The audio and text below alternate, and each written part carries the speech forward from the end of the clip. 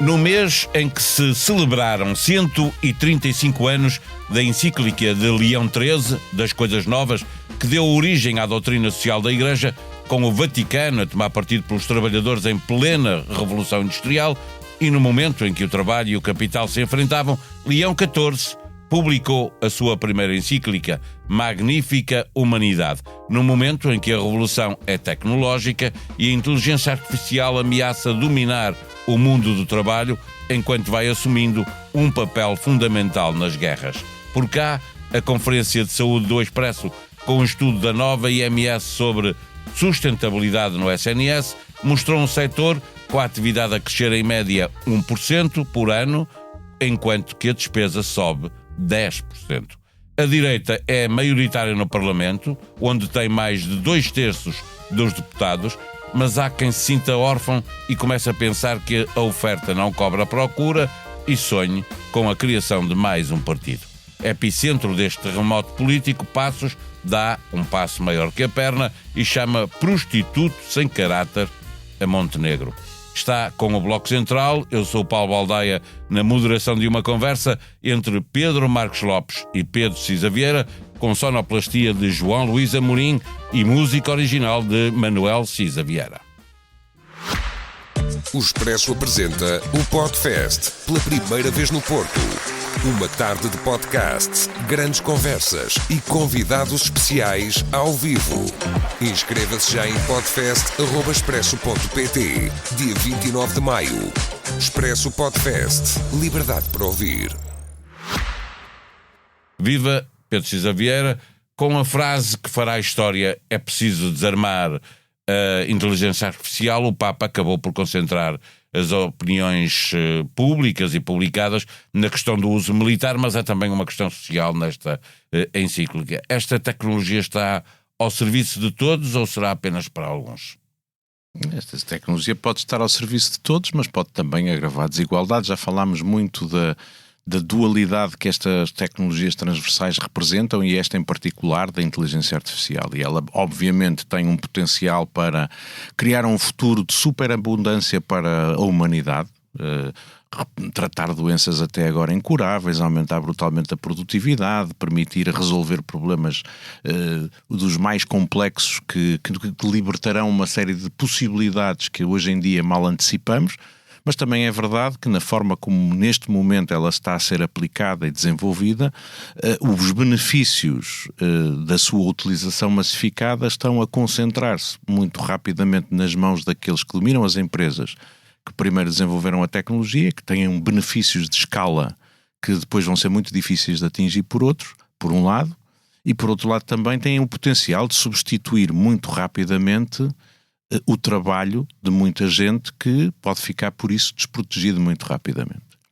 E se pensares, o Papa está a fazer uma advertência relativamente aos riscos que essa tecnologia apresenta.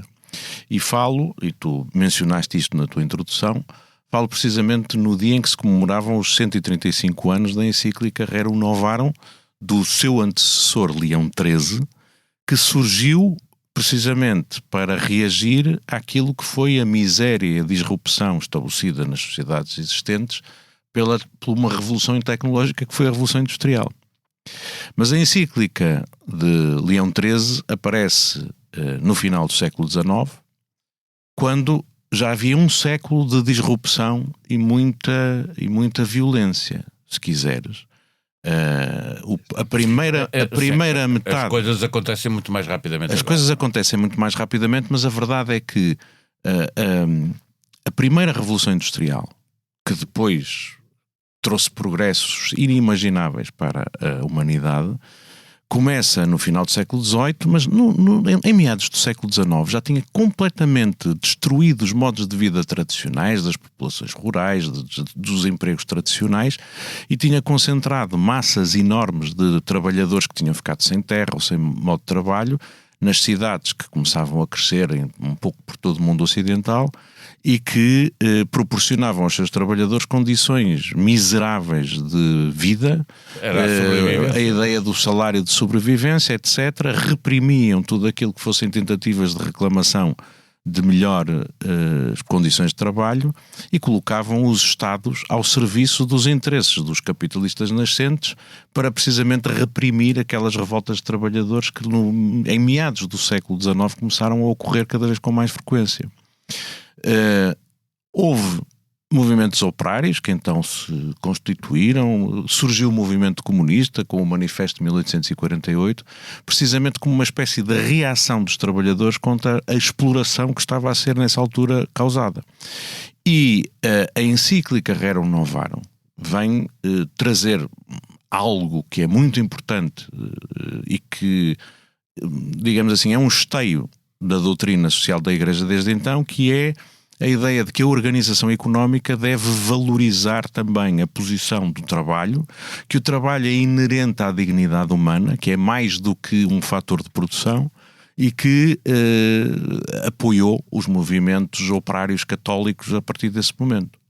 E o que eu acho que o Papa Leão XIV está a fazer é, percebendo o potencial também destrutivo desta tecnologia de modos de vida tradicional, procurar antecipar-se e tentar fazer aquilo, abrir as portas que o Papa Leão XIII abriu e que depois durante o século XX permitiram o equilíbrio entre os movimentos sociais-democratas que tinham tido origem naqueles movimentos de trabalhadores. Não houvesse problemas no início do século XX, na primeira metade. E os movimentos operários católicos que surgiram nessa altura, e também uma espécie que foi muito importante de disciplina das próprias estruturas do capitalismo, no sentido de aceitar a articulação entre o trabalho e o capital.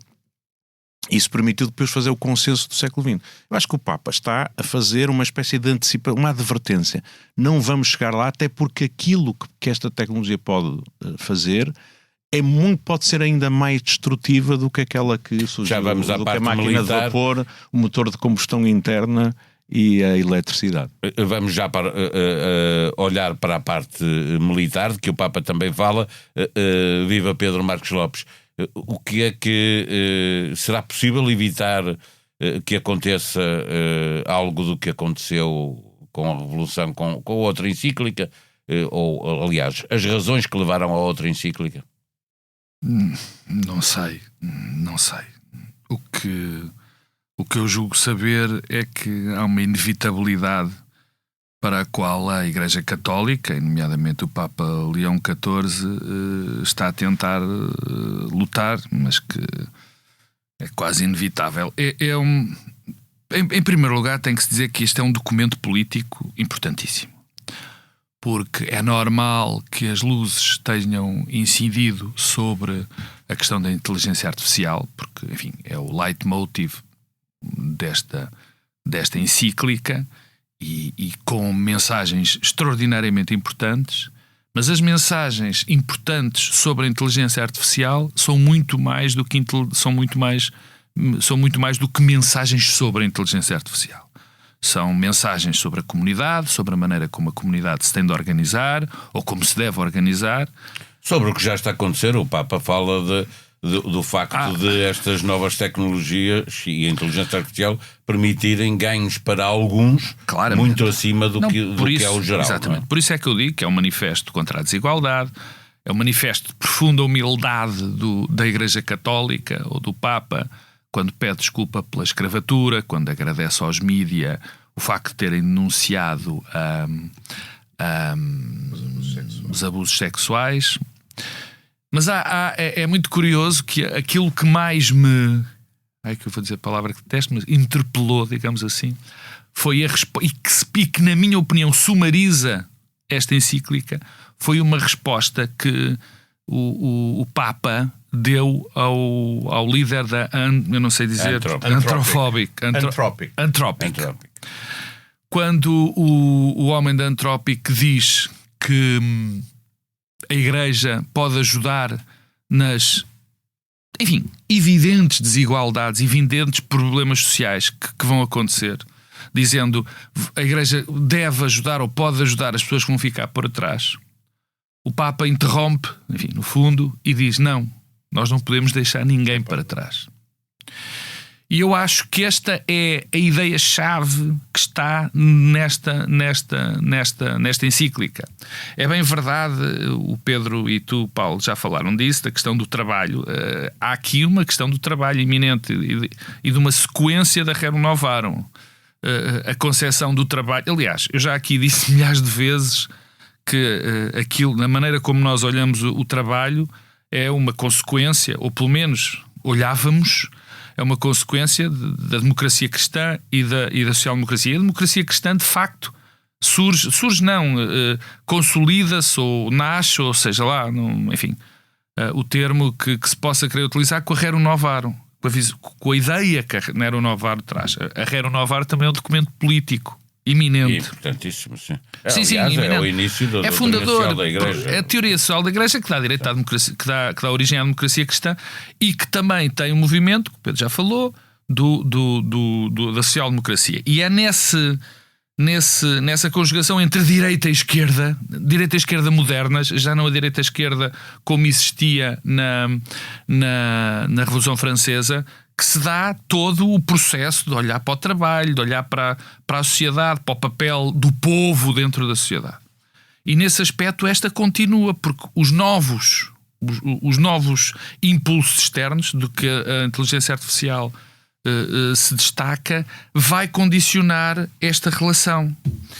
E nesse aspecto é por isso que é fascinante ser nesta altura. Deixa-me só falar, e a minha mensagem essencial era essa.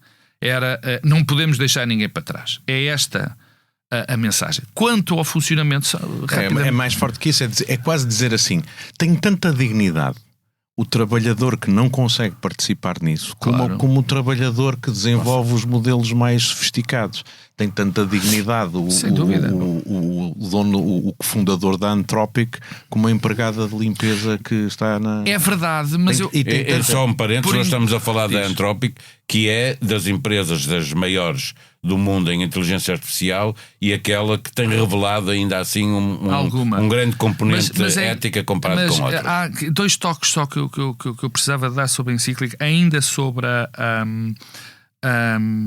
a inteligência artificial. O Papa reforça uma ideia que, na minha opinião, tem passado ao de leve, e que há uma ação de propaganda da própria inteligência artificial para que não seja muitas vezes dita. É evidente que a inteligência artificial não é neutral. Não é neutral. Sim. Em nenhum aspecto. A inteligência artificial tem um parti-pris político, social, económico, sempre. Porque seja ele qual for. Seja ele qual... Não, claro. É definido assim. E, portanto, pensar que aquilo é por si mesmo algo de neutral já é perigoso. Porque se nós consumimos, se nós olhamos para uma tecnologia, para o que é que seja, dizendo que ela é absolutamente neutral, estamos-lhe a dar uma validação até moral, digamos assim. Aquilo não tem moral, aquilo não tem uma ideia política. Não tem. Tem e forte. Tem que ter. Não há de outra maneira. E, portanto, essa é uma ideia sobre a inteligência. E depois há outra que a mim me toca bastante, já fora da inteligência artificial. Enfim, mas da história de não deixar ninguém para trás. Aliás, já era uma mensagem, se te lembras, do Obama, feita de outra maneira. E que é a ideia da imigração. A frase é magnífica. Eu não a consigo, não a trouxe, mas é dizer que a maneira como tratamos os imigrantes é a verdadeira medida da justiça numa sociedade. É mais ou menos isto. Que também é uma ideia forte neste momento. Porquê é que é uma ideia muito forte? Porque os movimentos de extrema-direita têm muita vontade de se colar à Igreja Católica. Muita vontade. Aliás, o líder da nossa extrema-direita é visto sistematicamente a rezar na igreja. Não interessa. Não interessa, claro que interessa. Claro que as televisões é que escusavam de filmar, entrar, sim, de acordo, pronto. Mas olha, temos que viver com isso. E é bom que se saiba, e nesse aspecto, o editorial do El País diz que o Papa é um bocadinho crítico, elogia, mas depois diz que o Papa devia ter tomado mais posição em relação aos movimentos de extrema-direita. E àquilo que está a ameaçar. E no fundo o Papa, com esta frase e com outras sobre o tema, particularmente na questão, enfim, dos trabalhadores, arruma completamente a questão e toma posição. Quando se diz isto de imigrantes, toma posição. E tem tomado, ainda por cima, estamos a falar de um Papa norte-americano e que já entrou em conflito várias vezes com o presidente norte-americano. Cisa Vieira, há aqui uma corrida no desenvolvimento desta tecnologia liderada pelas duas grandes potências, os Estados Unidos e a China. Algum dia teríamos de ter uma regulação, como temos um tratado de não proliferação nuclear? Sim, também o Papa também trata disso quando fala do multilateralismo. E claro que sim, e dou exemplos de tecnologias que nós temos possibilidade de aplicar e desenvolver e que não o fazemos por decisão política consciente. Por exemplo, é possível fazer a clonagem de seres humanos e nós proibimos isso em todo o mundo. E aquilo que eu, a esse propósito, recordo é só o seguinte: a continuidade da visão da humanidade que a Igreja, ao longo de várias encíclicas, tem desenvolvido. Sempre desta ideia de que Deus criou o homem à sua imagem e que nós, o propósito de ser humano é viver de acordo com essa origem, que é uma coisa em que eu não me reconheço. Apesar de tudo, tens que reconhecer a profunda consistência, se olhares para as diversas encíclicas que se vão revelando ao longo de mais de um século sobre esta visão da dignidade da pessoa humana, independentemente de todas as suas origens e distinções. Particularmente a partir da Rerum Novarum. Nós falarmos da Rerum Novarum, mas eu vou recordar que, em função precisamente desta ideia, o Papa João XXIII fez a encíclica Paz na Terra, em que apelou, por exemplo, à regulação da utilização da energia nuclear para fins intensivos e para fins ofensivos, e que apelou precisamente à regulação do sistema político global e da não proliferação de armas nucleares. Não é muito diferente do que agora se está a dizer, precisamente falando do potencial destrutivo atentando, portanto, contra a ideia de humanidade, e muito fundado também no conceito de guerra justa, que era o da Igreja, a fazer isso. Quando pensas, por exemplo, e sempre também a Igreja respondendo aos problemas do tempo em que estas encíclicas surgiram. Se pensares, por exemplo, que o Papa Bento XVI também fez uma encíclica sobre o crescimento das desigualdades e apelando a uma regulação da economia global e fazendo a noção de que este capitalismo ultraliberal que se estava a desenvolver naquela altura, no fim, logo a seguir à grande crise financeira mundial, tinha impactos negativos que deviam ser regulados, também está a ser coerente com essa mesma ideia.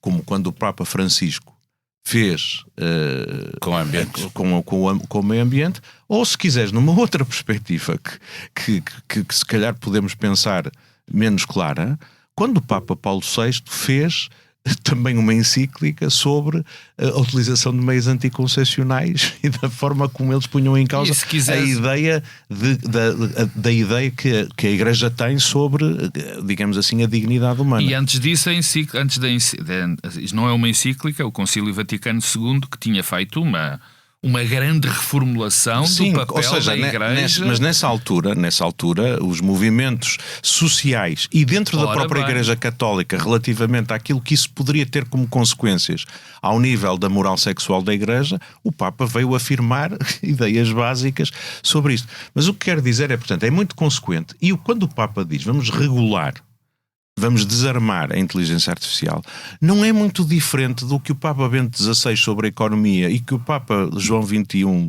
sobre a utilização de armas nucleares disse. Fez esse mesmo apelo à regulação e à necessidade que temos de controlar isto. Eu queria dizer mais uma coisa, mas não sei se o Pedro, entretanto, quer dizer... Não, houve uma regressão, também não... Houve, de facto, uma regressão num Papa que passou entre os pingos da chuva e no entanto, foi talvez o maior mandato, não me lembro agora, do João Paulo II. Houve uma clara regressão, marcado muito pela época. Marcado, não dou de barato, marcado pela sua nacionalidade, marcado por aquilo que ele viveu e pelo que estava a acontecer, mas houve uma clara regressão, quer dizer, porque se agora virmos para trás, o João Paulo II foi o homem com uma moral em relação ao sexo absolutamente terrível, aí, porque do papel... no combate à pobreza foi mas um Papa progressista como o Paulo VI foi quem fez a encíclica Humanae Vitae, não é? É verdade. Bom, eu queria dizer só mais uma coisa que a mim é o que me interpela mais. O Papa diz o seguinte: a inteligência artificial não é ser humano. A inteligência artificial pode simular emoções, mas não vive como uma pessoa. E não há nada que substitua aquilo que constitui a dignidade da pessoa humana. E tu falaste do Christopher Holla, o fundador da Anthropic. O Christopher Holla, na intervenção que faz, diz o seguinte: dizem coisas diferentes. Ele claramente diz, basicamente, que se estão neste momento a desenvolver modelos e redes neuronais que têm sentimentos, exprimem sentimentos de alegria, de tristeza, etc. Diz mesmo que já encontram ansiedade. Já encontram ansiedade nos modelos. É uma espécie de quase pensamento místico sobre o que a inteligência artificial pode proporcionar.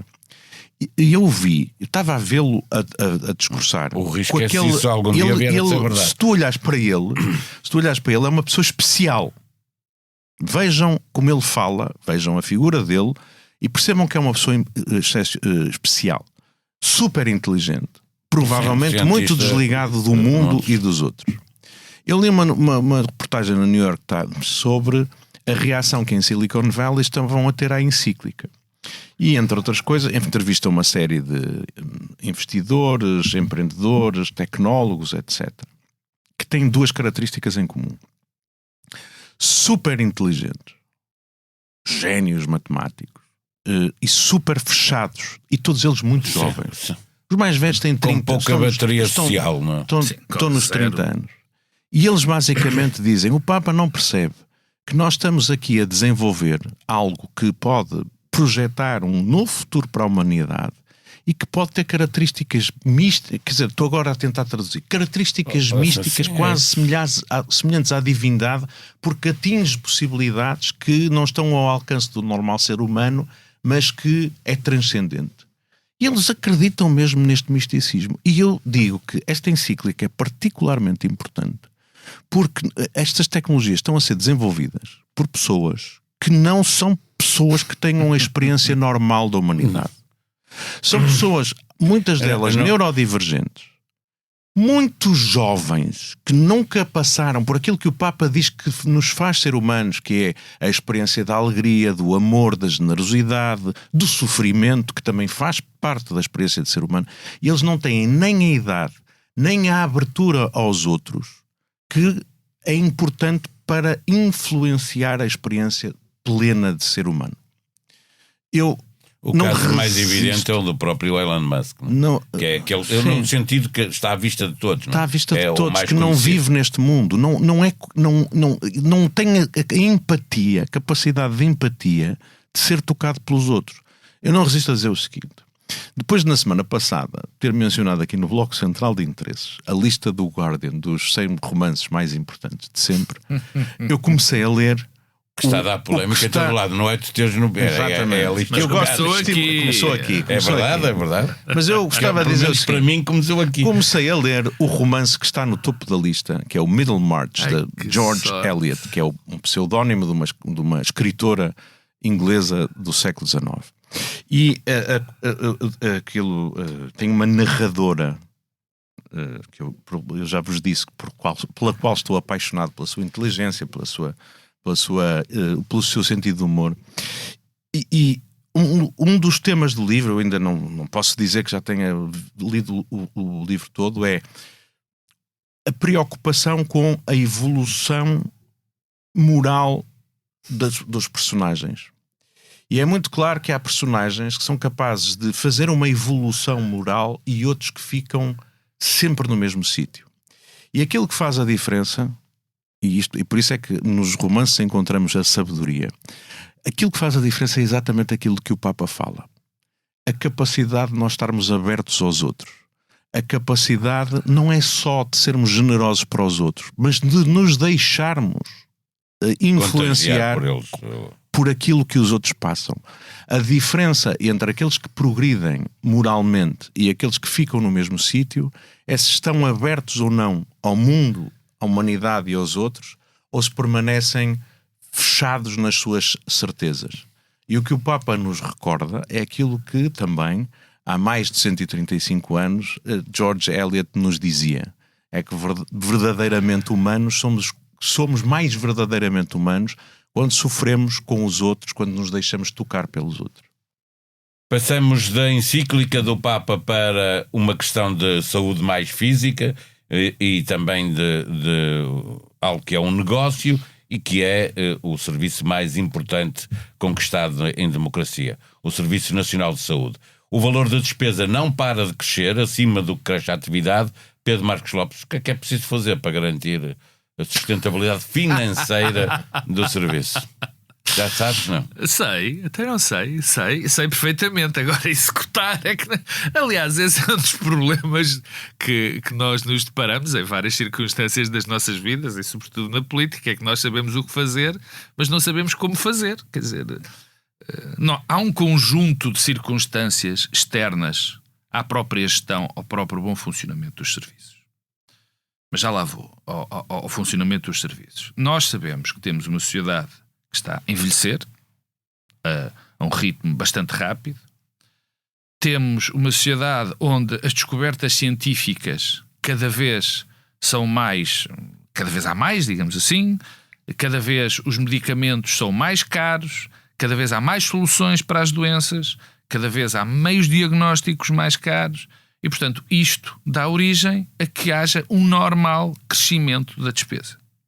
É normal. Mas a atividade, e há mais utentes, ou mais. A atividade está a crescer a 1% comparado com 10% vai em sempre, média. vai, não é? Quer dizer, se tu envelheces a população, obviamente há mais utentes. Mas sempre. isso que eu estou a dizer, Sempre. mas a atividade também é há mais que houvesse carga de mais doença atividade. nas populações mais novas. Mais jovens. Sim, mas porque é mais porque as coisas que são caros, os medicamentos que são caros para as doenças, As máquinas são muito aquelas caras. doenças que matavam Nova- gente, que resolviam os problemas de segurança do Serviço Nacional de Saúde, passa piada triste. Essas doenças que resolviam porque matavam as pessoas, agora são resolúveis, agora têm meios, pelo menos prolongam a vida. Por exemplo, uma pessoa que esteja a ser prolongada à vida, enfim, às vezes de uma maneira artificial. É extraordinariamente caro. Portanto, temos isto. Em segundo lugar, temos a grande problema que, enfim, não há forma como de o dizer. Se as coisas são dessa forma, se a produtividade sobe 1% e a atividade sobe 1% e a despesa sobe 10%, é evidente que temos um problema de gestão, mas isso já está diagnosticado. Portanto, é melhor, tem que se melhorar a gestão. Portanto, lá está. Também não sei como é que se faz. Tenho umas ideias, mas nem me atrevo a enunciá-las. O terceiro é um problema político. Há aqui um problema político. Bom, antes da gestão há algo que tem que ser. É o setor onde há mais ideologia a impedir... Já lá vou a ideologia. Não, a ideologia é importante. A ideologia aliás, esse é um dos problemas. Olha, já estávamos a falar do Papa, da questão da neutralidade. Este novo mundo, onde nós desprezamos a ideologia, achando que a ideologia é um instrumento para não resolver os problemas, é um mundo completamente idiota. Não, a questão aqui... Eu permito-me discordar, mas depois vou explicar. Nós temos uma lei de bases que foi mudada no tempo da geringonça à esquerda, já vai mudar outra vez e agora ser aprovada à direita. Mas isso é outro problema. Ou há capacidade de... Bom, mas esse problema não é da saúde. Isso é ridículo. Eu acho isso.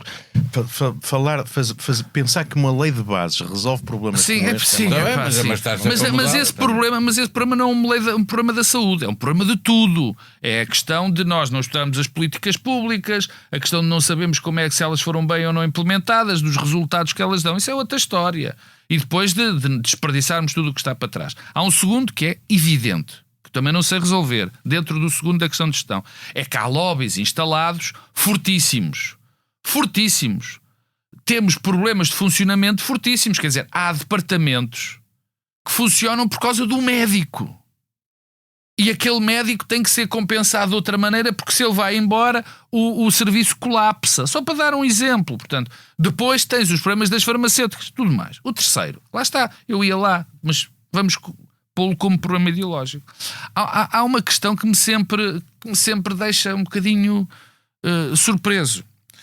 Como é que cresce desta maneira e é tão bem sucedida a medicina privada, crescem como cogumelos os hospitais. Porque há quem possa pagar.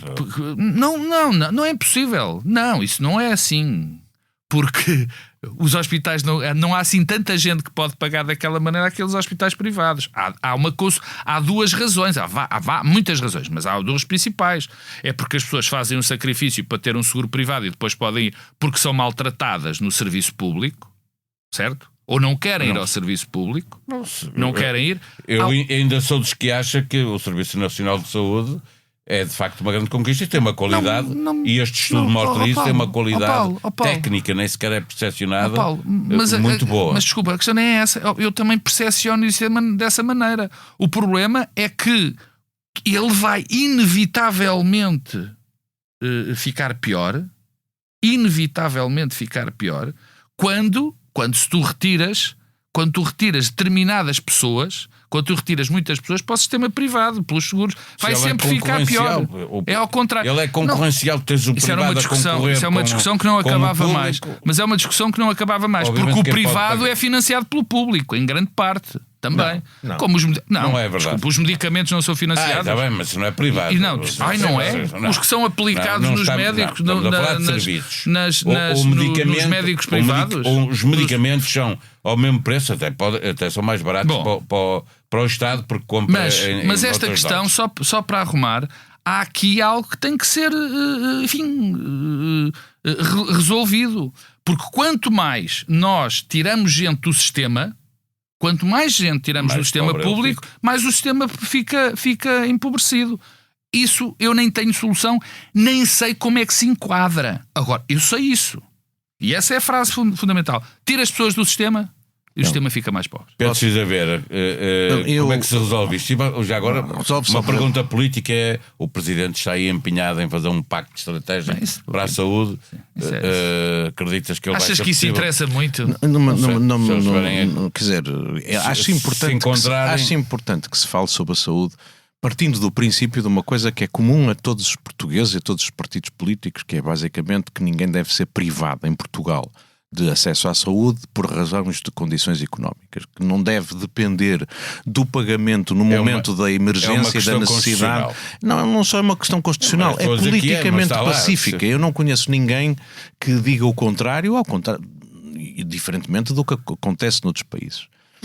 Esta é uma. A outra coisa, e portanto é bom, mas temos problemas, temos um serviço de saúde público que é da excelência, que é o mais eficaz da OCDE e mais eficiente a evitar mortes que sejam tratáveis ou evitáveis, ou hospitalizações que sejam evitáveis, etc. Coisa que no estudo que referiste até é assinalado como uma surpresa positiva para os próprios investigadores, que é o trabalho que se faz investimos em prevenção tem um resultado muito eficaz, e onde a qualidade técnica de cuidados também é excelente. E tem proporcionado aos portugueses ganhos em saúde e aumento da esperança de vida que é notável. E depois, de facto, tem outros problemas que se fazem sentir numa coisa que é o acesso. Ou seja, tu sentes realmente, ou vais amplificando no debate público, etc., um problema de não tenho acesso aos cuidados de saúde no momento em que eu preciso deles. Porquê? Porque o sistema vai acumulando, digamos assim, perante uma procura que cresce e uma oferta que se mantém. Há áreas onde tens listas de espera. Pronto. E, portanto, algumas coisas que são evidentes, e como resolver este tema de acesso é um problema complicado. E não podes, isso acho que hoje em dia está claro para toda a gente, não podes resolver o problema de acesso pura e simplesmente metendo mais dinheiro no sistema.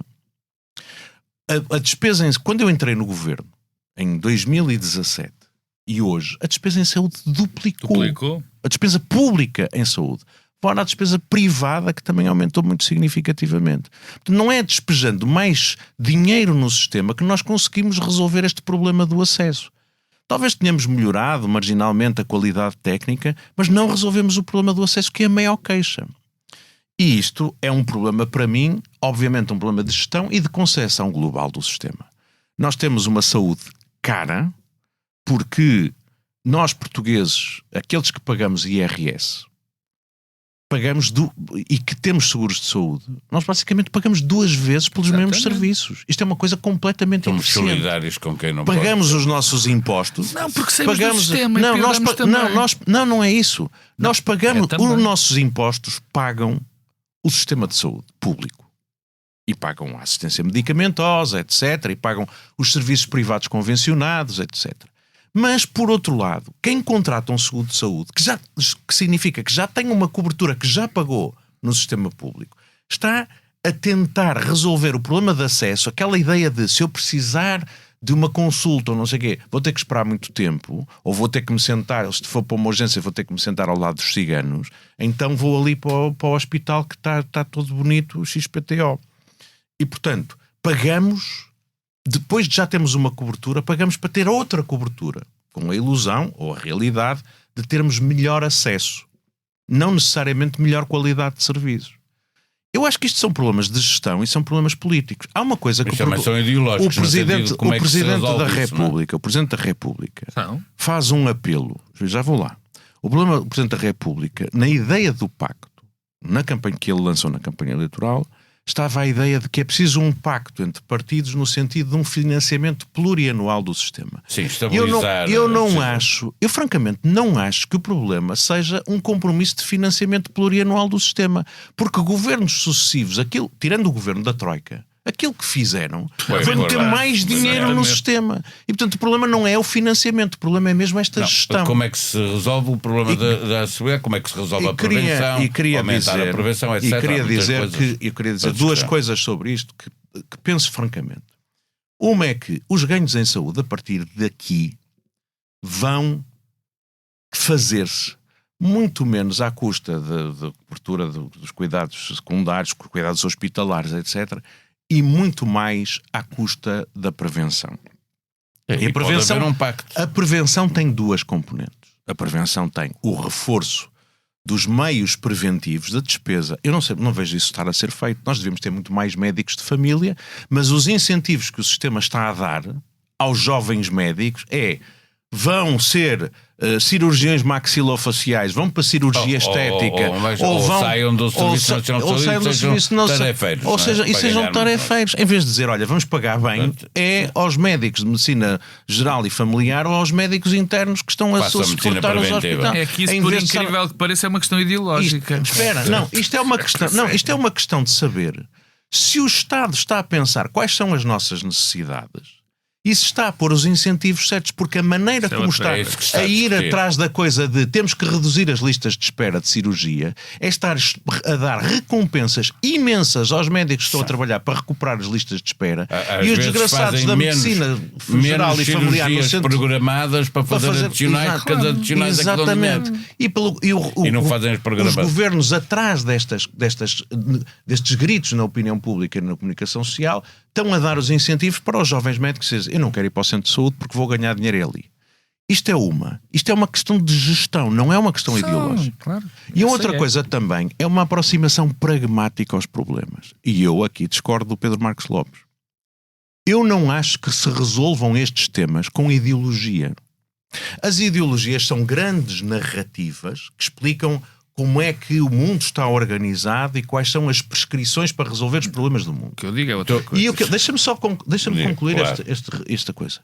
As ideologias são responsáveis por encurralarem os governos, as populações, os partidos, em receitas que às vezes estão desadequadas dos problemas que nós temos. É porque a social-democracia consistiu numa ultrapassagem da ideologia marxista. A ideologia marxista dizia que era preciso acabar com o capitalismo e criar fazer a revolução. E, no século XIX, na Alemanha, os sociais-democratas disseram, não, nós podemos trabalhar dentro do sistema para melhorar a condição dos trabalhadores. Uma nova ideologia, Pedro. Não é uma ideologia. A social-democracia Claro que é uma ideologia. Defender valores da igualdade, da proteção do trabalho, etc. Isto são valores, se quiser, são valores de esquerda. São valores que têm que ser prosseguidos, e essa é a lição da social-democracia, pragmaticamente e com pequenos passos, fazendo reformas a favor da coisa. A grande diferença entre os sociais-democratas e aqueles prisioneiros da ideologia que estavam nos partidos comunistas é que os sociais-democratas diziam assim: nós não queremos fazer a revolução, nós queremos fazer reformas que melhorem a condição de vida dos trabalhadores. Ter valores de esquerda ou de direita é diferente de estar aprisionado em ideologias que depois dizem: nós só podemos resolver os problemas de saúde se toda a produção e todos os cuidados de saúde estiverem no sistema público. Porquê? O sistema de saúde alemão, que é ótimo, não faz os cuidados de saúde. Isso é ideologia, como é ideologia defender o contrário. Não, o que eu digo é o seguinte: nós temos que nos libertar das prescrições da ideologia para resolver os problemas das pessoas e das populações em função dos valores que temos. Um partido de esquerda tem que ter valores, não tem que ter ideologias. Um partido de esquerda tem que ter valores e também um partido de direita também os tem. Nós temos que ir à direita. Não vamos ter tempo. A direita está aí magnífica. Não vamos ter tempo para ter esta discussão, porque isto é uma discussão basicamente de palavras, não é? Não é de palavras. Porque tu dizes a social-democracia não é uma ideologia. Claro que a social-democracia é uma ideologia. Visar, todas as ideologias visam resolver os problemas das pessoas. Que isso parece-me absolutamente evidente. Agora, há princípios básicos que tu derramas sobre a realidade que são princípios ideológicos. O facto de tu quereres mais privados na saúde... Eu defendo uma abordagem política baseada em valores que devem ser prosseguidos nas circunstâncias concretas e não em prescrições Pedro, mas os valores políticos derramam sobre a vida real das pessoas, sobre a saúde, sobre a educação, sobre tudo.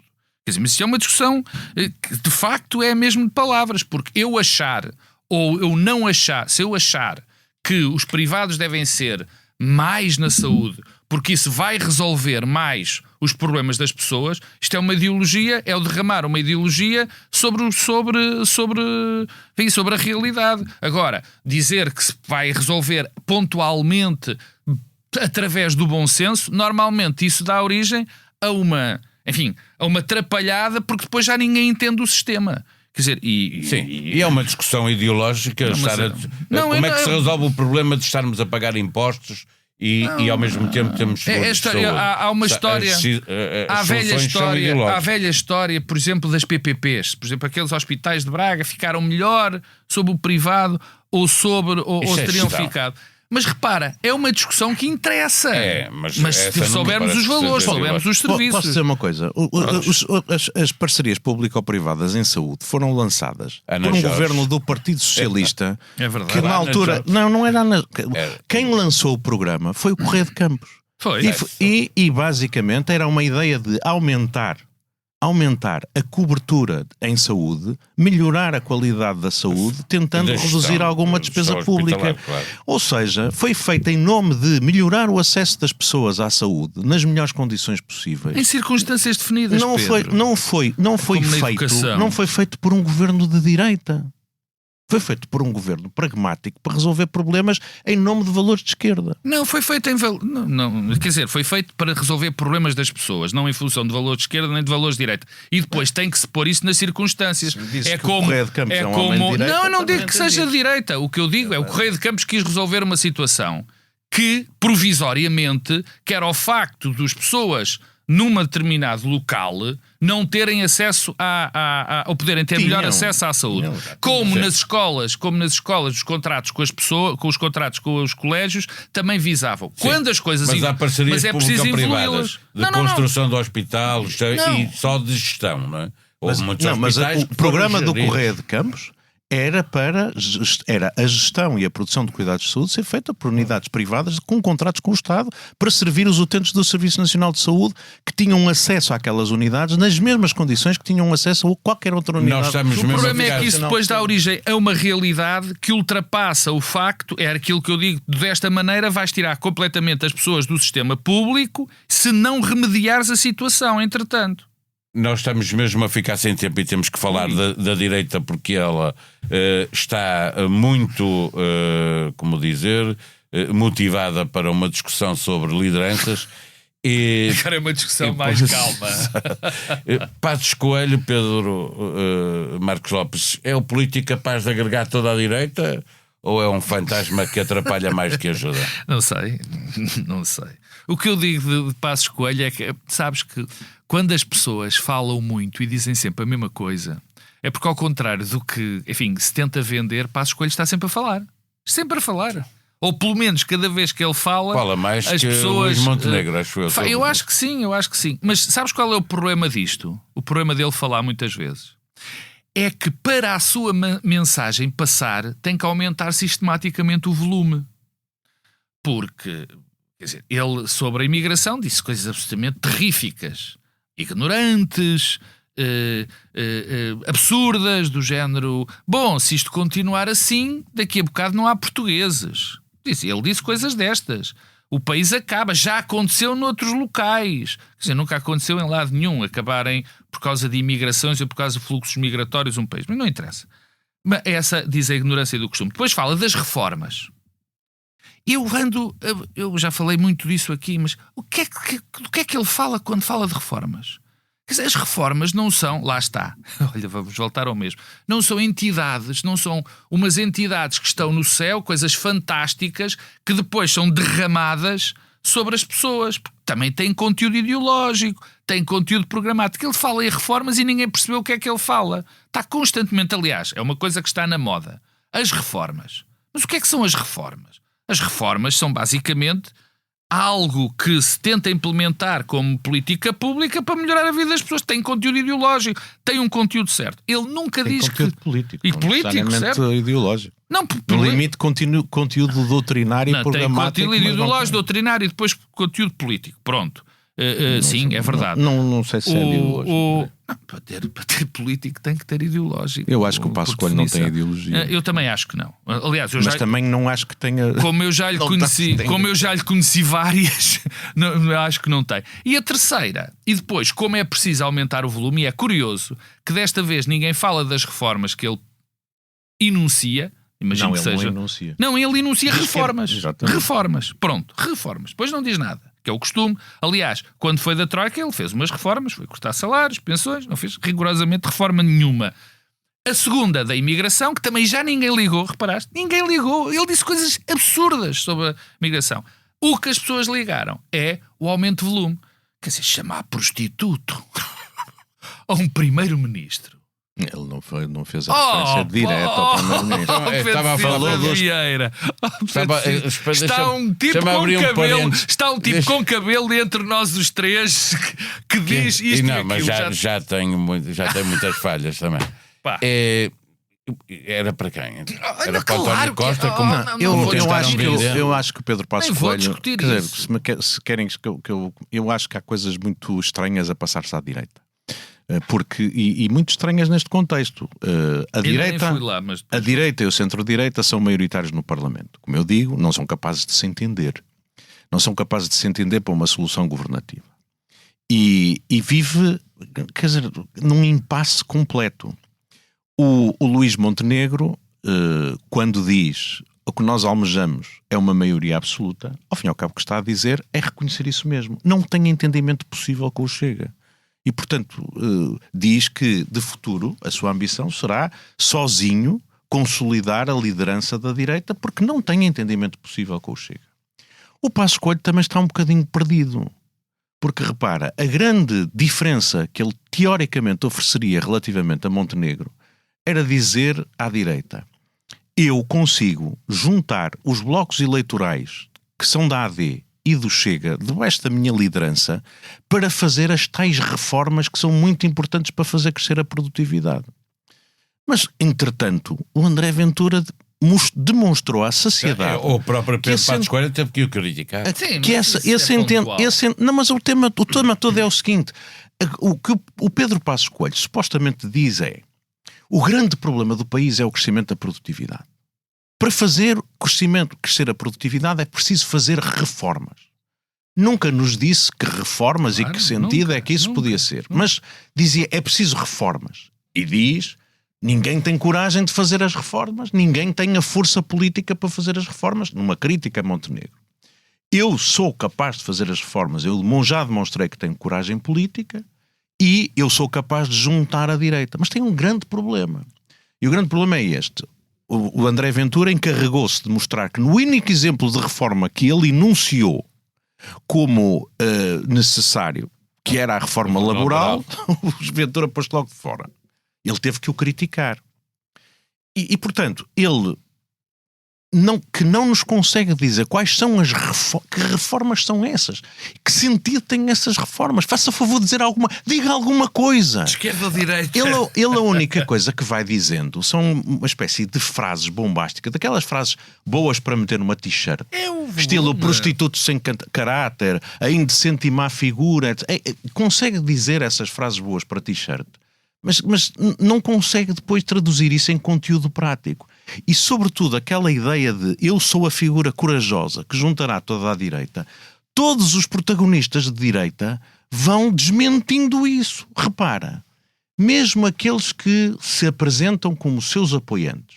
Estou a falar de alguns comentadores políticos muito próximos de Passos Coelho, que diziam: vamos fazer a junção entre Chega e AD debaixo da liderança de Passos Coelho para fazermos as tais reformas, já estão a dizer que querem um novo partido. Que deve ser uma coisa tão destinada ao fracasso como quaisquer outras tentativas de fazer novos partidos, que desta gente que fala da bancada... A Europa e o mundo não é bem têm assim. exemplos... Não. O que eu estou a dizer é esta gente que fala da bancada... Deixa-me só dizer o que eu quero dizer. As pessoas que falam da bancada, em criar partidos, como o Movimento de Esperança Portugal, como o movimento... O movimento dos 700 mil do Coutinho Figueiredo. O movimento de Esperança e Liberdade e não sei o que se quiseram transformar em partidos.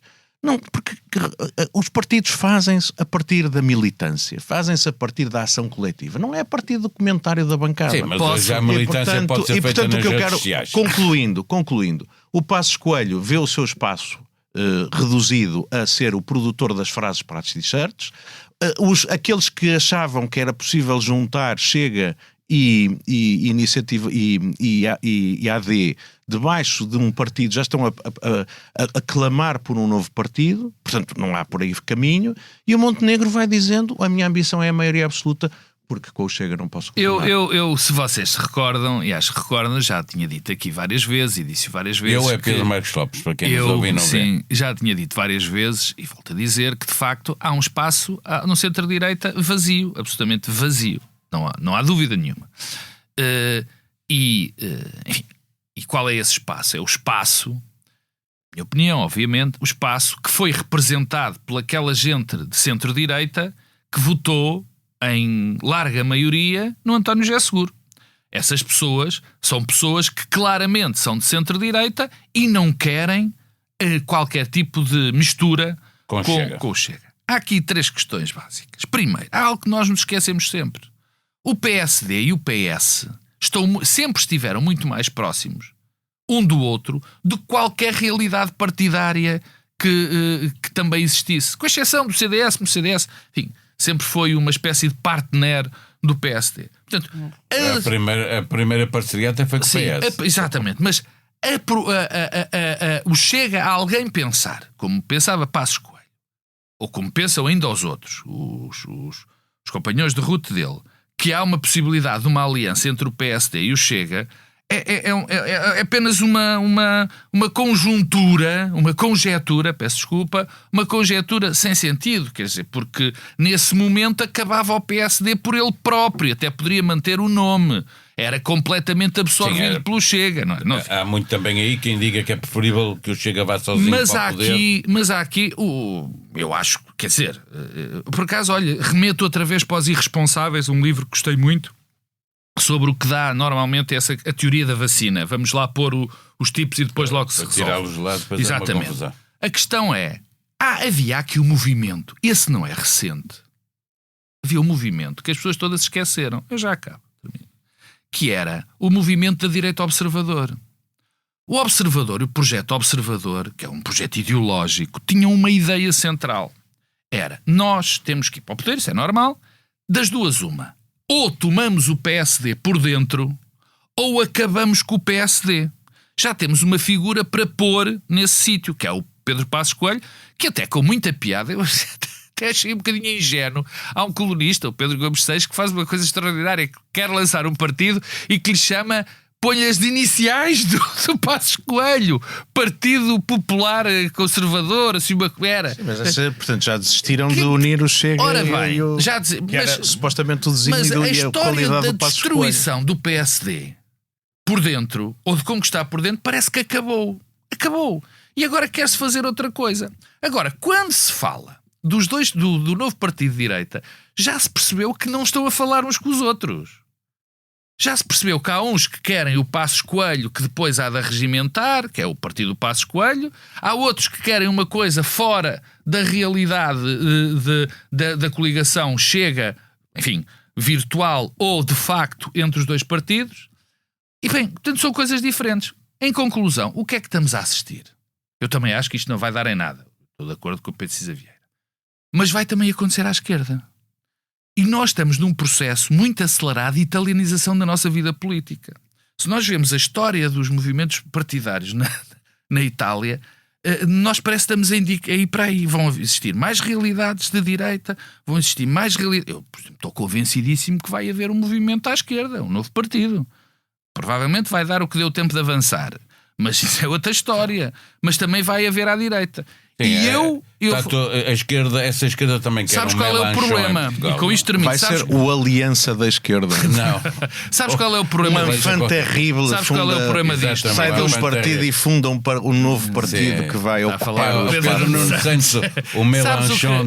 Deixa-me acabar. É o Aliança. O que vai acontecer é que eu acho que eles vão fazer não os é partidos. O Melanchon, é o Pedro Não Santana. vão, exatamente. Eles vão fazer os partidos, eu estou convencido que vão. E que vão ter pouco sucesso, mas vão ter algum. Ou seja, vão ter 2 ou 3 ou 4, 5 vão fragmentar mais. E o que vai acontecer é o sacrifício. Vai haver. Ou pode estava a dar o exemplo do Reino Unido. Como a Aliança. Ou pode a acontecer aquilo que está a acontecer no Reino Unido. Não, bem, no Reino Unido é pior, porque o Reino Unido foi desenhado para não ter problemas de governabilidade. E pois, isto o nosso não. E nós vamos ter, se isto já é assim, imagina com mais partidos. O que te digo é, enquanto nós não percebermos maiorias nas últimas 2 eleições gerais. Enquanto o poder não perceber, enquanto nós não percebemos, o sistema político não perceber uma coisa básica, eu acho que não vamos de lado nenhum. De facto, nós somos o único país da Europa que consegue governar com um partido sem apoio no Parlamento. É o único, somos os únicos. Vai governando. Não. Governar. Podes concordar ou discordar. Não é verdade. A lei da nacionalidade mudou, a lei de estrangeiros mudou. Mudou, não houve é nada redução de IRS e de IRC. Não é nada coerente. Não há nada coerente. O que eu digo é isto. Se alguém quer mudar alguma coisa, não é reformar, mudar alguma coisa, assim não vai conseguir. Porque nenhum país consegue funcionar desta maneira. Estamos a chegar ao fim de mais um episódio, com tanto que fica para conversar. Cá estaremos para a semana. À altura para ouvirmos as propostas culturais dos comentadores residentes no Bloco Central dos Interesses, magníficos. Esta semana o primeiro a avançar é o Pedro Cisa Vieira. Bom, eu vou evocar a memória de um dos grandes músicos do século XX, que é o Miles Davis, que fez no dia 26, 100 anos. E que foi um músico que obviamente era um músico de jazz, que transformou várias vezes a música de jazz, que criou e descobriu e fez despontar vários talentos que depois também eles próprios mudaram a história do jazz, e que transcendeu o género e se tornou um músico muito conhecido e muito reconhecido por amantes da música de todas as origens. E eu não posso deixar também de mencionar que morreu praticamente no mesmo dia, com 95 anos, um outro grande músico, o Sonny Rollins, um saxofonista. Mas aqui queria não distrair isto. O Miles Davis nasceu há 100 anos e há 100 anos foi capaz de aparecer alguém que depois transformou a história da música. Sugeria que ouvissem ou reouvissem o Kind of Blue. Qualquer pessoa que goste de música, mesmo que não goste de jazz, vai ficar impressionado. E só posso dizer que aquelas pessoas que coincidiram naquele disco, que é talvez o disco mais conhecido e mais vendido da história do jazz, foram cada um deles, sobretudo o Miles, o Coltrane e o Bill Evans, transformadores também da história da música, exploraram novos caminhos. Famosamente o Miles Davis, com este disco, inicia um caminho muito diferente na história do jazz, que muda completamente a forma como os músicos faziam jazz. Ele deu a cada um daqueles que compunha escalas para improvisarem à volta das escalas e não da maneira como tradicionalmente faziam, e eles, quase à primeira gravação, conseguiram fazer coisas que 70 anos depois ainda nos continuam a impressionar. E portanto é tempo bem passado aquele que dedicarem a ouvir o Kind of Blue. Para ouvir Miles Davis 100 anos depois do nascimento. E tu, Pedro Marcos Lopes? Eu tenho várias, portanto vou acelerar. O primeiro é um livro de poesia de uma poetisa pouco conhecida como poetisa, mas que era uma grande poetisa, Amália Rodrigues. É um livro que foi editado agora, com magníficas gravuras do André Carrilho. O André Carrilho não é só um grande artista nacional, mas é um grande artista mundial. Já fez capas para tudo o que é grande revista, New Yorker e tudo mais. E é coordenado pelo Rui Vieira Neri. E são os poemas. Teve muitos anos no DN. E teve muitos anos no DN. Ainda eras diretor do DN quando ele lá estava. Exatamente. Pronto. Fiz capas com ele. Sei que fizeste. Também eu escrevia nessa altura no DN. Bom, é um excelente livro, a coletânea dos poemas. O Estranha Forma de Vida, caso as pessoas não saibam, é um poema da Amália Rodrigues. É um livro muito bonito. E tem traduções em italiano, em inglês, com duplas traduções. O segundo, minha recomendação é que começa esta semana a Arco. Vai estar aberta, inaugura quinta-feira, está aberta ao público sexta, sábado e domingo, e é a altura de ver as grandes galerias portuguesas e outras internacionais, e os nossos artistas. É arte contemporânea, como sabem, está ali na Alfândega. Vale bem uma visita para verem como é que vai evoluindo a nossa arte contemporânea. Falando em arte contemporânea, eu tenho que falar de uma obra que está aqui a ser exibida em Portugal, e foi feita agora em Portugal, do Alfred Jarre, um grande artista e arquiteto chileno. Isto é uma peça que está na Galeria Francisco Fino, é só uma peça, que é uma peça baseada no fotógrafo Kevin Carter. Quem foi o Kevin Carter? O Kevin Carter foi um fotógrafo, era um ativista sul-africano que lutou muito pelos direitos, pelo fim do apartheid, depois virou fotógrafo. E foi o homem que estava, não sei se vocês se lembram, numa célebre fotografia onde está uma criança sudanesa a morrer à fome e está um abutre por trás. E este foi o drama do artista. Em vez de ir correr contra de tentar afugentar o abutre, tentou captar a melhor imagem. E não foi ajudar a criança. E teve 20 minutos nisto. O abutre não fez nada à criança, não fica. Mas este drama foi uma coisa que na altura, salvo erro em 2006, 2007, as pessoas ficaram chocadas com isto. E ele também ficou chocado com isto, o próprio fotógrafo. Ainda não se sabe porquê, mas ele suicidou-se pouco depois. É o Kevin Carter. Não se sabe nem se vai saber. Não, quer dizer, há quem diga que foi por causa do passado, tantos mortos que ele fez, ou por causa deste dilema moral. A maior parte das pessoas acha que foi por ele estar, enfim, com isto que não lhe saía da cabeça. A terceira, isto tem muita piada. Eu sempre desprezei o Bad Bunny.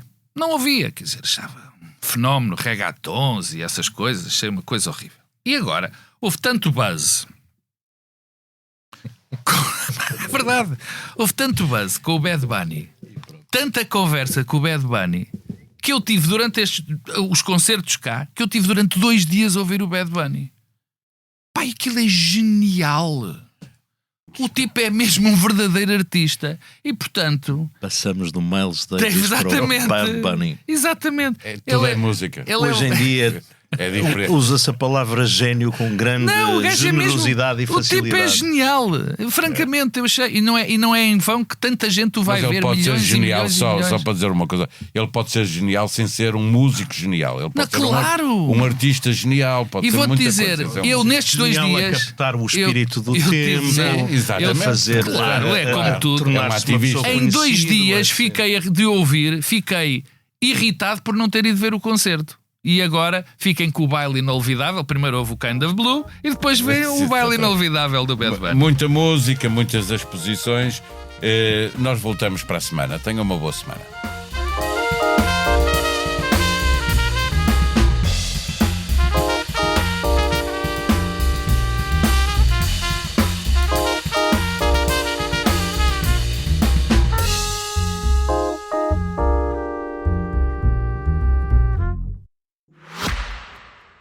O Expresso apresenta o Podfest, pela primeira vez no Porto.